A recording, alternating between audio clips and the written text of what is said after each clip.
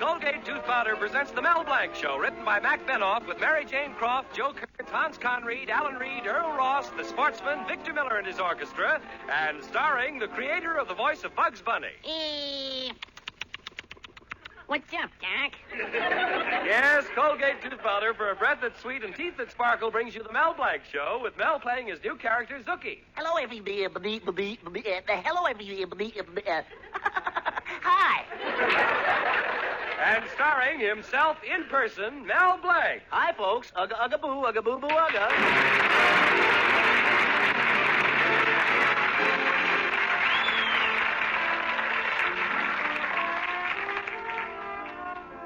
A cloak of gloom shrouds the nation tonight as men with heavy hearts sit down to the task of making out their income tax.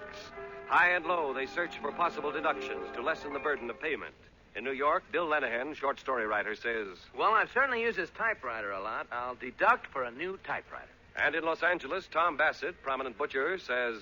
Well, I've certainly used this scale a lot. I'll deduct for a new scale. And in the little town where Mel Blanc lives, Mel Blanc, fix-it shop proprietor, says... Well, I've certainly used this chair a lot.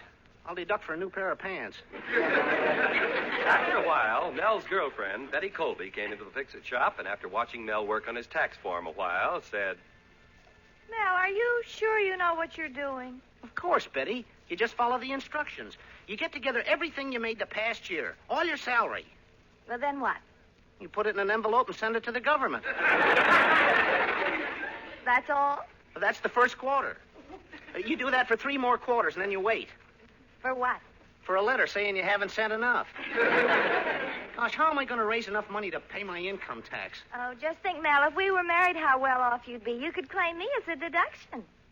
And if we had 2 or 3 children, you wouldn't have to pay anything at all. Betty, please. I've only got 4 days. There isn't time for that. Well, you've been working on your income tax for 2 days. Just how much do you owe the government? $7. Oh, here comes Professor Potchnick, the piano teacher. Maybe I can borrow it from him. Hello, Betty. Hello, Mel. Hello, Professor. What's the matter, Professor? You sound angry. Oh, I just got through giving your neighbor, little Michael, his piano lesson. He is playing on a beautiful Steinway, but when he plays it, it sounds like a Frankensteinway. Do you get much money from your pupils, Professor? Money? Who needs money? I give the grocer's little boy lessons, I take it out in groceries. I give the barber's little girl lessons, I take it out in haircuts. I give lessons to the undertaker's little boy. Yeah? Let him owe me the money. Besides, Mel, money isn't everything. The main thing in life is to have friends. Believe me, that's all that counts. Just have friends. Of course, if your friends have money, that's even better. And I suppose it's no use to ask you to loan me some money for my income tax. You could practice on me, but it's no use. Believe me, Mel, I would give you the shirt off my back, but I am so broke I'm wearing my shorts high up. Gosh, I've got to get that money some way. Oh, hello, everybody. Hello, Mr. Colby. Father. Well, Mel, what are you looking so unhappy about? Oh, I haven't got the money to pay my income tax, Mr. Colby. Oh, that's too bad. They may even send you to jail. You might even get 10 years.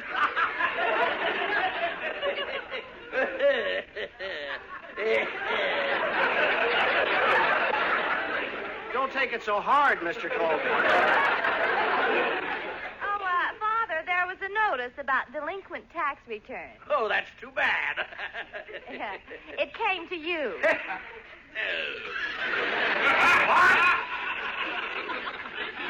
What are we laughing about? If I don't pay this tax, I'm in serious trouble. Well, maybe I can help you, Mel.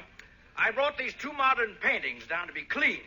This one's called Man Leaving Hospital. Very valuable. This one here, Lady in the Balcony, is worthless. If you sell it, you can keep half the money. Sell it and I can keep half the money? Oh, take it, Mel. That's almost 50%. Okay, Mr. Colby. Then it's a deal. Remember, don't sell the valuable one. Well, come on, Betty. I need some help at the supermarket. So long, Mel. Bye, Betty. Thanks for your help, Mr. Colby. Bye. Gosh, Professor, Mr. Colby sure is nice letting me sell this painting. I don't know. Lady in the Balcony. Who's going to buy it? Dr. IQ? Well, I sure could use some money. Uh-oh, here comes Banker Grimes. Say, let's try to sell it to him. Oh, hello, Banker Grimes. Hello, Mel. Banker Grimes, you know Professor Potchnick, don't you? How do you do, Professor? Mr. Grimes, you came just in time to see me buy this beautiful painting from Mel Blanc. Well, I'm quite an art connoisseur myself. Let me see it. What a bargain. An oil painting for $20. Oh, it's so dusty, it's hard to see it. Are you sure it's oil? Genuine Chemtone. Yeah, 3 coats. Well, I'll take it with me, Mel. Just a second. It looks pretty good to me. You don't mind, Mel? I'd like to make a bid on it. $25. Sold. 30. Professor Potchnick. Leave it to me. I said 30. Well, I'll say 35. 40. 45. 50. Let him have it. Sold for 45. Take it, Banker Grimes. Well, is it all right with you, Professor Potchnick? Why, sure, Banker Grimes. For 10 years I've been waiting to give it to you. Now you got it. Here's the painting. Here's the money, Mel. Thank you. And goodbye. Oh, that's the first time anybody ever put something over on Banker Grimes. Well, I'll start to clean this painting. Gosh, sure dirty. Professor. Huh? What was the name of the worthless painting we were supposed to sell? Lady in the balcony. Why? I got news for us. The lady is still in the balcony. I guess she's seeing the picture twice. You mean I gave him the valuable painting, Man Leaving for Hospital? Yes, man leaving the hospital. And when Colby finds out, you know what'll happen to me? What? Man entering hospital.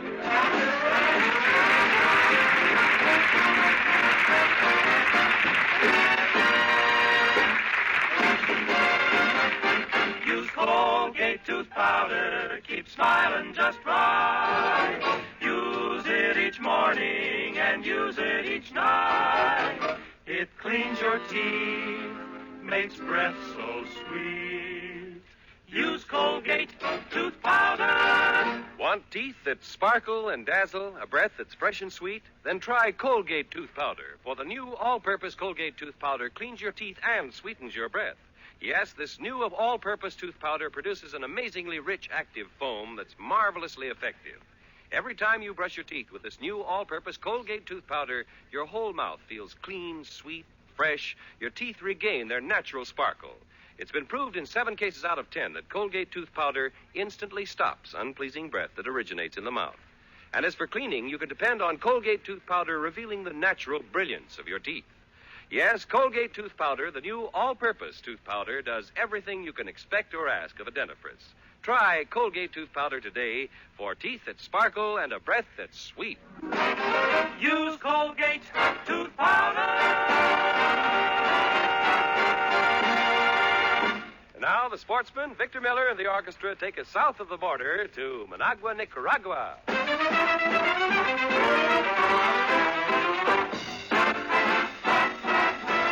Babaloo, Babaloo, pack your grip, take a trip down that South America way.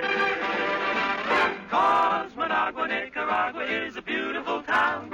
You buy a hacienda for a few pesos down. You give it to the lady you were trying to win, but her papa doesn't let you come in. Managua, Nicaragua is a heavenly place. Yeah. You ask a senorita for a little embrace. She answers you, caramba, strumba, bambarito. In Managua, Nicaragua, that's no. I have been to many tropic ports. I might include even Brooklyn. If you're ever feeling out of sorts, I'd like to recommend a look in Managua, Nicaragua. What a wonderful spot. There's coffee and bananas and a temperature hot. So take a trip and on a ship go sailing away across the agua to Managua, Nicaragua. Ole!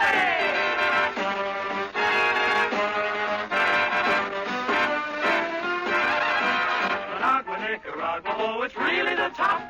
You buy a big sombrero in the neighborhood shop. And then the girls will follow you like in a parade. That's because they want to walk in the shade. Managua, Nicaragua, what a wonderful spot. There's coffee and bananas and the temperature hot. So take a trip and on the ship go flying away. Across the Agua to Nicaragua. Managua, Nicaragua.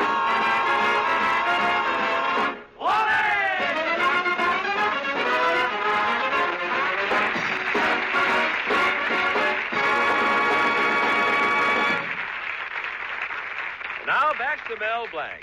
Mr. Colby left 2 paintings at Mel's Fix-It shop to be cleaned and told Mel he could make himself some money by selling the worthless one. However, by shrewd maneuvering, Mel managed to get the whole thing balled up and sold the valuable one to Banker Grimes. Now, while wondering how he's going to get it back, more trouble enters Mel's shop in the person of Hartley Benson, the town Beau Brummel.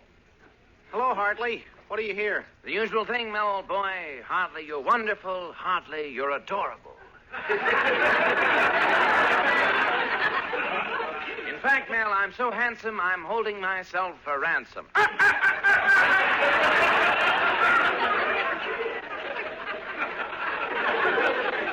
Hartley, cut it out. I'm having so much trouble, it's like a nightmare. Well, speaking of that, I had the most wonderful dream last night. I dreamt I was on a romantic tropical desert island.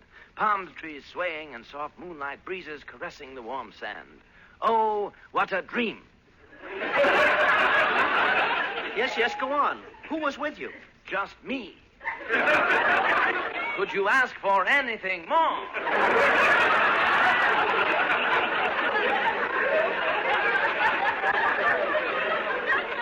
Gosh, Hartley, how can one man love himself so much? Frankly, Mel, the job is getting to be too big for me. So I'm putting on more women. You must think every woman is crazy about you. Well, form your own conclusion, Mel. But last year, 50,000 women sent away to McCall's for a life-size patron of me. Now, listen here, Hartley. And furthermore, Mr. Colby told me to tell you that if you don't get his valuable painting back by tonight, he'll break every bone in your body. And that rearrangement will certainly be an... Oh, get out. So long, Mel. Nice seeing me.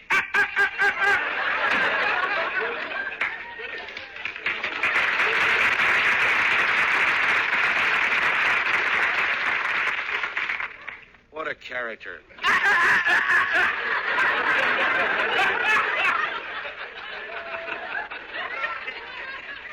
Trained seal.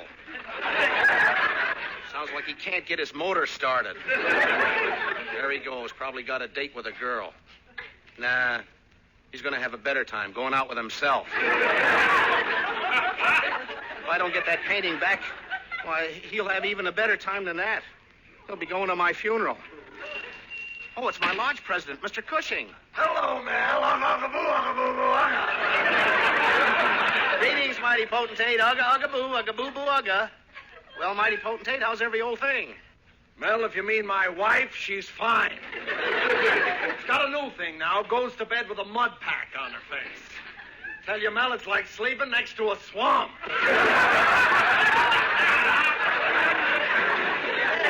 All night long, I jump up yelling, Chloe!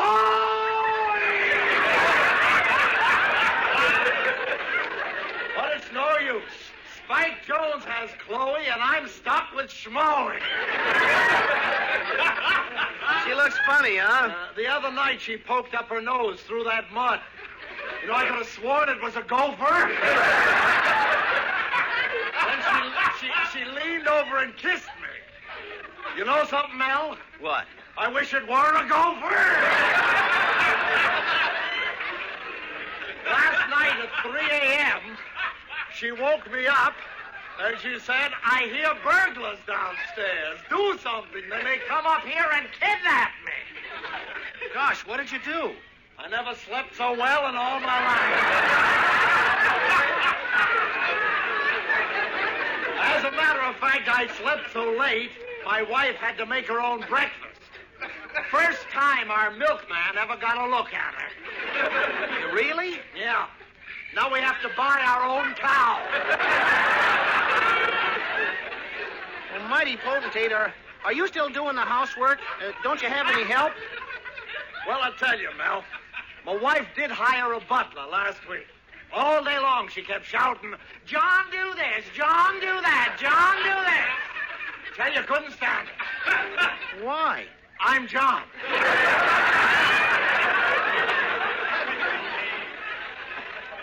But I don't know why I'm telling you all this.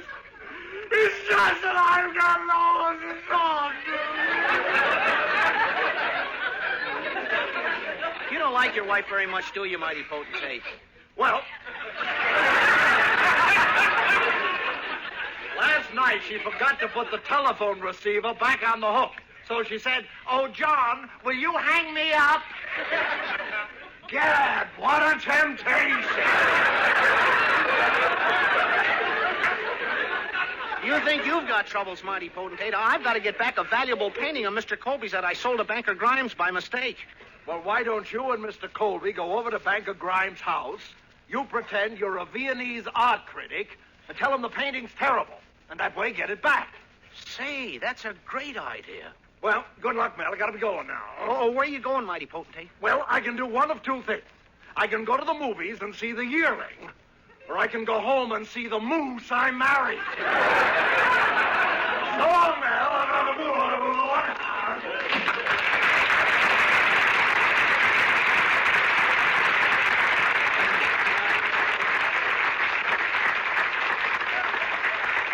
Well, I had to listen to all his troubles, but at least he gave me a good idea. Now to get dressed up like an art critic. First, I better send Zuki over to tell Mr. Colby about this. Hey, Zuki! Zuki!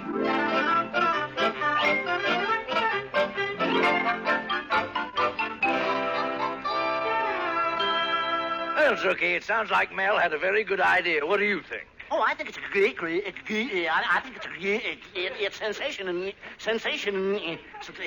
You can't meet me. What's he gonna do? Oh, it's all right, Zuki. I know. Oh, and I'd better get down to Banker Grimes' house and meet Mel. So long, Zuki. So long, Mr. Cole.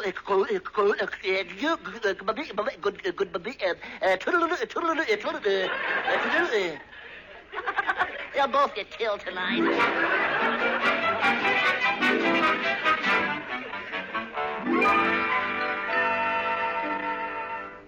Well, it's certainly very nice of you, Mr. Colby, to have such a famous art critic go out of his way to come to my house. Oh, believe me, Banker Grimes, it cost me it's nothing at all. Oh, that must be him now. Good evening, Mr. Colby. Good evening. Oh, Mr. Grimes, I want you to meet, Dr. Otto von Otto. Otto von Otto? That's a peculiar name. It's the same backwards and forwards. Yeah, my family comes from a long line of Studebakers. How do you do, Banker Grimes? I am the greatest art critic in all Vienna. If you'll pardon me for blowing Otto's horn.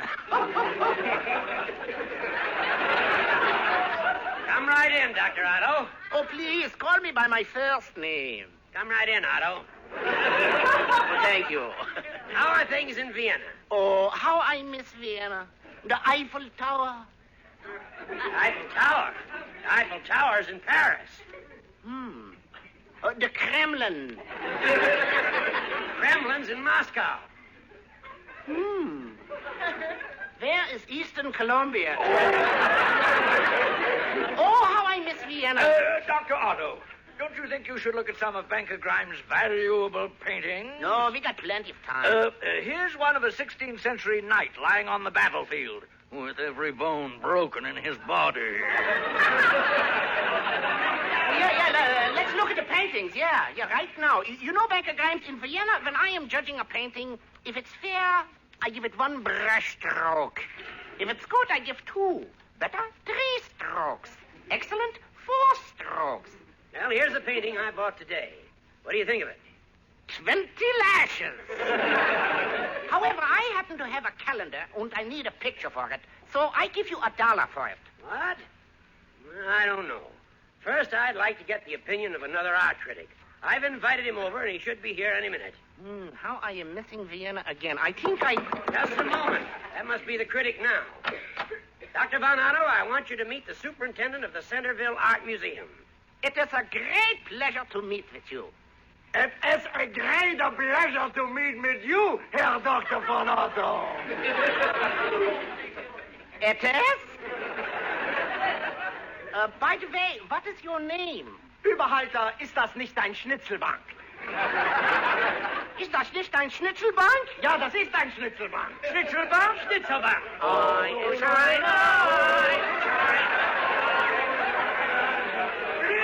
What's the trouble? Doctor, ist das nicht? I would like you to look at this painting that I bought today. Just a second. Why should he look at it? I want to compare his judgment with yours. After all, he is a superintendent of an art museum. I refuse to be compared with a janitor. A janitor? But there's something wrong here. Herr Dr. von Otto, I studied at the Art Academy of Pilsenburg. Where was you studying? Maybe in NYU? And why not? As a matter of fact, I studied in UCLA. Oh, that's an American college. The University of California in Los Angeles. No, it isn't. It's Uniklicken Locken Aachen Vienna. Uniklicken Locken Aachen. That's right, there is no such place. I can't even pronounce it. Well, it's a cinch. All you got to do is... all you got to do... Mel Blanc! Well, so long, Mr. Colby, Vienna is calling. Oh, you nincompoop. I'm going to break every Unia bricken in your lock and flock.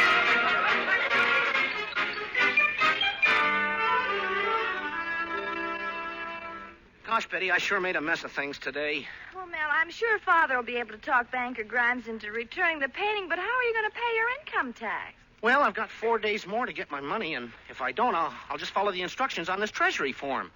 On the Treasury form? Yeah, look what it says. Return this income tax blank.